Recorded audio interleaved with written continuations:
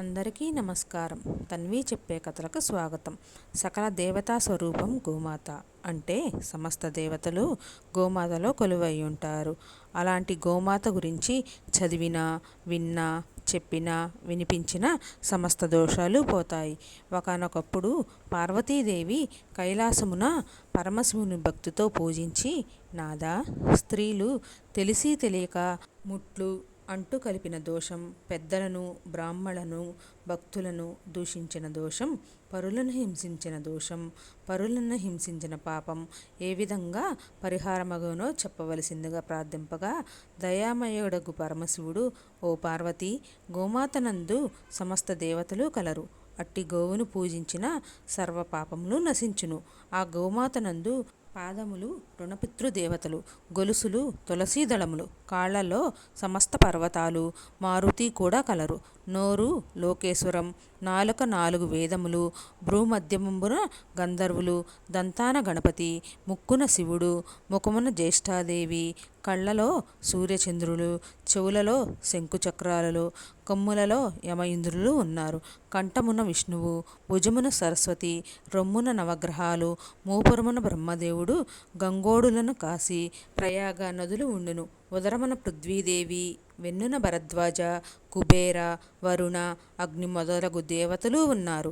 ఉదరమున సనక, సనంద, సనత్కుమారులు, తోకన చంద్రుడు, తోక కుచ్చున సూర్యకిరణములను, తోలు ప్రజాపతి, రోమావళి, త్రిశంకోటి దేవతలు, పిరుదుల యందు పితరులు, కర్రి కావేరు బోలు, పాదుగు పుండరీకాక్షుని బోలు, స్తనాలు సప్త సముద్రాలు, పాలు సరస్వతీ నది, పెరుగు నర్మదా నది, నెయ్యి అగ్ని, బొడ్డున శ్రీకమలం, అమృతం కడుపులో ధరణి దేవతలు, గోపంచిత గంగ, యమున, ప్రయాగ, త్రివేణి నదులు తీర్థం, గోమయంలో శ్రీ మహాలక్ష్మి కలదు.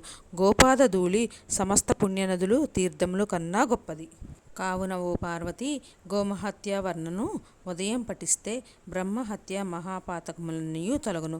ప్రతి అమావాస్య నాడు పఠిస్తే 3 నెలల మహాపాపమును తొలగును. నిత్యము సంధ్యవేళ పఠించిన మహాలక్ష్మి అనుగ్రహము కలుగును. గోవును ఎవరైతే మనస్ఫూర్తిగా పూజిస్తారో వారి 3 తరాల పితృదేవతలు తరించెదరు.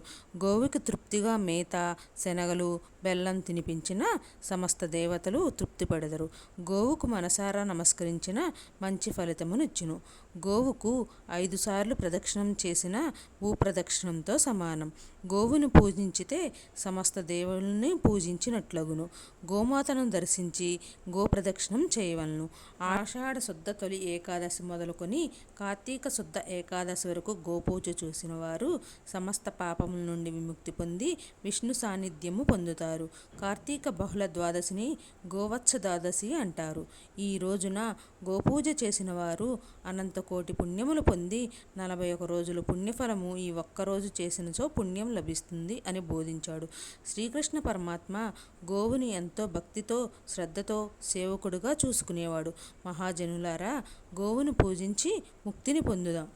మన హిందూ సాంప్రదాయాల ప్రకారం ఆవును ఎంతో పవిత్రంగా భావిస్తారు కనుక దేశవ్యాప్తంగా ఎంతోమంది భక్తి శ్రద్ధలతో ఆవును పూజిస్తారు.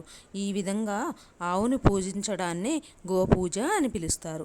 మన పురాణాలలో గోపూజకు ఎంతో విశిష్టత ఉంది. ఈ గోమాతలలో సకల దేవతలు కొలువై ఉంటారని, గోవును పూజించడం వల్ల సకల దేవతల ఆశీర్వాదం పొందవచ్చని భావిస్తారు. గోవును ఏ భాగంలో పూజించడం వల్ల ఏ దేవుడు ఆశీర్వాదం కలిగి ఎలాంటి ఫలితాలు పొందుతామో తెలుసుకుందాం. గోక్షీరంలో చతుస్సముద్రాలుంటాయని పురాణాలు చెబుతున్నాయి. అదేవిధంగా గోవు నుదురు కొమ్ముల్లో భాగంలో పరమశివుడు కొలువై ఉంటాడు. అందుకే ఆవు కొమ్ములపై చల్లిన నీటిని మనపై చల్లుకోవడం వల్ల త్రివేణి సంగమంలోని నీటిని మన తలపై చల్లినంత విశిష్టత లభిస్తుందని చెబుతారు. గోవు నాసిక భాగంలో సుబ్రహ్మణ్య స్వామి కొలువై ఉంటాడు. ఈ భాగాన్ని పూజిస్తే సంతానం జ్ఞానం లభిస్తుంది. ఆవు చెవి వద్ద అశ్వినీ దేవతలు కొలువై ఉంటారు.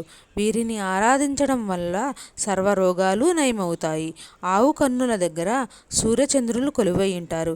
వీరిని పూజించడం వల్ల చీకటి అనే అజ్ఞానం నుంచి బయటపడవచ్చు. ఆవు సంకరంలో సరస్వతీదేవి కొలువై ఉంటుంది. సరస్వతీదేవిని పూజించడం ద్వారా విద్యాప్రాప్తి కలుగుతుంది. ఆవి కుడివైపు చెక్కిలలో యముడు, ఎడమవైపు చెక్కుల్లో ధర్మదేవతలు ఉంటారు. కనుక వీరిని పూజిస్తే యమబాధలు తొలగిపోయి పుణ్యలోక ప్రాప్తి కలుగుతుంది. ఆవు పొదుగులో 4 పురుషార్థాలు ఉంటాయి కనుక ఆ చోట పూజిస్తే ధర్మార్థ కామ మోక్షాలు కలుగుతాయని చెబుతారు. ఇక ఆవు గిట్టలలో నాగదేవతలు కొలువై ఉంటారు. గిట్టలను పూజించడం వల్ల నాగుబాము భయం ఉండదని చెబుతారు.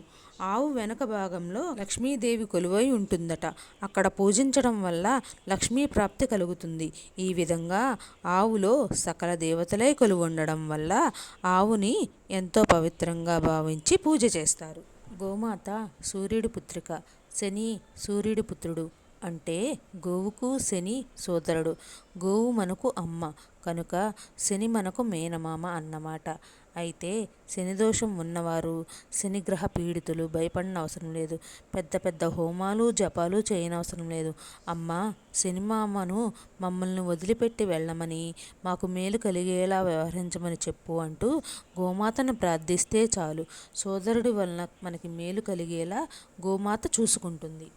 గోమాతకు ఉలవలు పెట్టడం వల్ల వృత్తినందు నిలకడ పెరుగుతుంది. బొబ్బర్లు పెట్టడం వల్ల ధనాభివృద్ధి పెరుగుతుంది.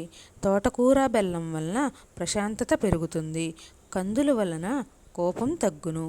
మినుముల వలన ఆత్మవిశ్వాసం పెరుగుతుంది. శనగల వలన ఆధ్యాత్మిక చింతన పెరుగుతుంది. బంగాళదుంపలు నరఘోష నివారణ చేస్తాయి. క్యారెట్లు వ్యాపార అభివృద్ధిని పెంచుతాయి.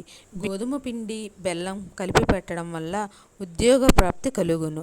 టమాటాలు పెట్టడం వల్ల వివాహ ప్రాప్తి కలుగును. వంకాయలు పెట్టడం వల్ల సంతాన ప్రాప్తి కలుగును. అమావాస్య నాడు గోపూజ చేయడం వల్ల గోవుకు నానబెట్టిన శనగలు కానీ నువ్వులు కానీ బెల్లంతో కలిపి తినిపించడం వలన సకల సమస్యలు దోషపరిహారం కాగలదు. గోశాలకు గడ్డి దాన రూపంలో ఇవ్వడం వల్ల సమస్త రుణబాధ విముక్తులగుదురు.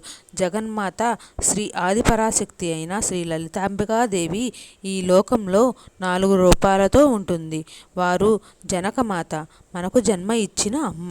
గోమాత గోవు, భూమాత భూదేవి, శ్రీమాత దేవాలయాల్లోని అమ్మవారు.